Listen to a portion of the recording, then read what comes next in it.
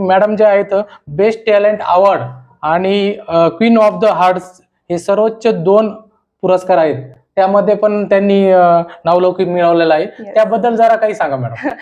हो, best talent म्हणजे मी जसं तुम्हाला सांगितलं, मी लावणी केली होती. सो आपला फोक डान्स जो आहे महाराष्ट्राचा, मला त्यांना सांगितलं होतं मी इंडियातून येते, महाराष्ट्रातून येते. ज्याचा फोक डान्स आहे लावणी आणि ज्याचा चस्का जो ऑडियन्सला धरून ठेवतो तसा डान्स फॉर्म मला करायचा होता आणि तो लावणीशिवाय दुसरा कुठला नसू शकतो.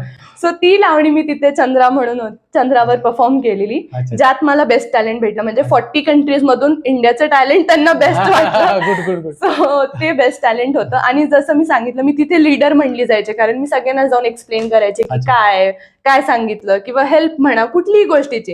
म्हणजे असं नव्हतं की मला दाखवायचं होतं की मला करायचंय, ते आपोआपच माझ्याकडून होऊन जायचं. आणि ती लोक ती गोष्ट ऑब्झर्व करण्यात खूप प्रॉम्प्ट असतात की कोण दाखवण्यासाठी स्माइल करते,